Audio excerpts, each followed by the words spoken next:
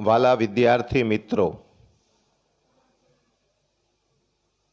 આ કળિયુગનો પ્રભાવશાળી સમય પ્રવર્તી રહ્યો છે. આવા સમયે એક સૂત્ર છે કે કૃષ્ણ છે ત્યાં ધર્મ છે,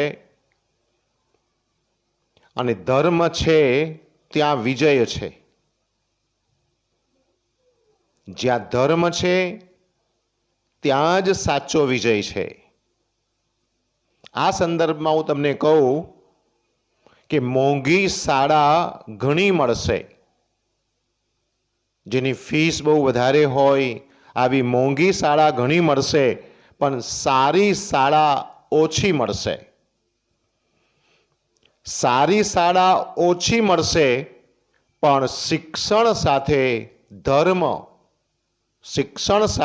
ધર્મ અને સંસ્કાર આપતી શાળા તો કોઈક જ મળશે. આજે હું એક મહત્વની વાત કરવા જઈ રહ્યો છું કે ઉર્વા ધર્મેન્દ્રભાઈ ઠાકોર, જે ધોરણ 8માં અભ્યાસ કરે છે, એ વિદ્યાર્થીની મારી પાસે આવી અને મને કહે છે કે સર, હું થોડી સમજ સનાતન ધર્મ વિશે વિદ્યાર્થીઓને આપી શકું? અને ખુશી સાથે મેં એને હા પાડી, અને આજે એ થોડી ઘણી એની પોતાની ભાષામાં સનાતન ધર્મ માટે થોડીક બાબત કે એ તમે શાંતિથી સાંભળજો. વાલા વિદ્યાર્થી મિત્રો, હું ઉર્વા ઠાકોર, ધોરણ 8, સર્વમંગલ સ્કૂલ. આજનો મારો વિષય છે સનાતન ધર્મ. સનાતન ધર્મ એક અત્યંત જ સહિષ્ણુ ધર્મ છે, અને તે બીજા ધર્મોનો પણ તેટલો જ આદર કરે છે. સનાતન ધર્મ દરેકને સલાહ આપે છે પોતાના ધર્મ પ્રત્યે શ્રદ્ધા અને પોતાના ધર્મને પાલન કરવાનો. સનાતન ધર્મ 2 શબ્દોથી બનેલો એક શબ્દ છે. સનાતન એટલે શાશ્વત, જેનો વિનાશ નથી, જેનો અંત નથી, અને ધર્મ એટલે કર્તવ્ય.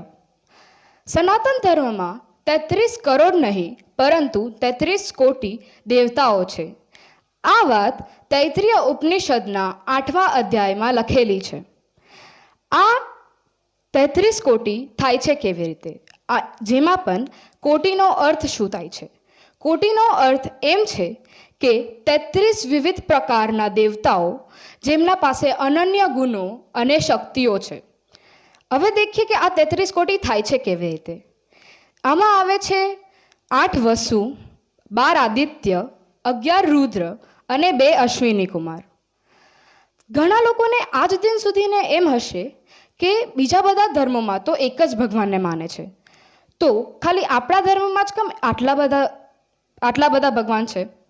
તો આનો જવાબ એમ નથી. જવાબ એવો છે કે ભગવાન તો એક જ છે, પરંતુ તેઓ વ્યવસ્થાપકના રૂપ પર ઘણા બધા છે. સનાતન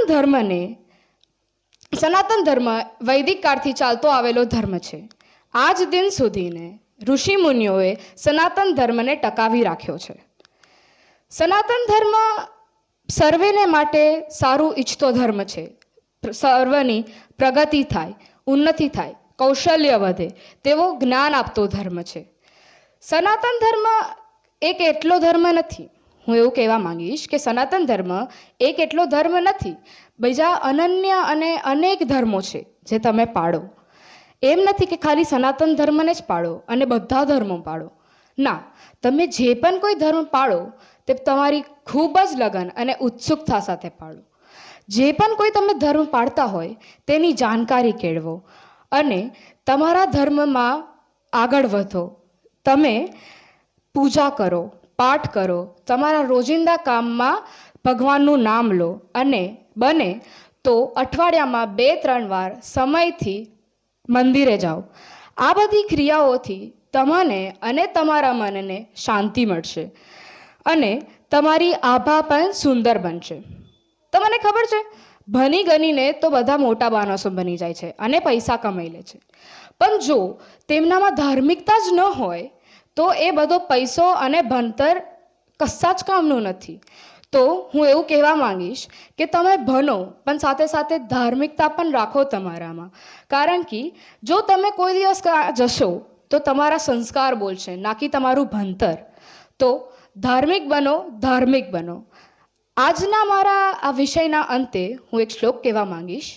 સર્વેત્રે સુખિનઃ સંતુ, સર્વે સંતુ નિરામયા, સર્વે ભદ્રાની પશ્યંતુ, મા કશ્ચિત દુઃખ માપનુયાત. તો આ શ્લોકનો અર્થ એમ થાય છે કે બધા બધી જ જગ્યાએ ખુશ રહો, બધા નિરોગી રહો, બધા પોતાની દ્રષ્ટિને કલ્યાણકારી બનાવો અને કોઈને પણ દુઃખ ના નડે. તો હું આટલું કહેવા માંગીશ કે ધાર્મિક બનો અને ધાર્મિક બનો. જો ધર્મ હશે પણ ભણતર હશે પણ ધર્મ નહીં તો જીવન વિનાશ, અને ધર્મ હશે અને ભણતર પણ હશે તો જીવન વિકાસ. જય શ્રી રામ. ધર્મ વિશેના ઉર્વાના વિચારો એ આપણા જીવનમાં ઉતારવા લાયક છે. એ 2 વખત બોલ્યા, ધાર્મિક બનો, ધાર્મિક બનો, અને શિક્ષણ વત્તા ધર્મ એટલે વિકાસ. આ 2 બાબત તમારા મનમાં સ્થિર કરી લો, સ્થિર કરી લો, સ્થિર કરી લો. આગળ ધપો, આગળ ધપો, શ્રેષ્ઠ બનો. Thank you. જય શ્રી કૃષ્ણ.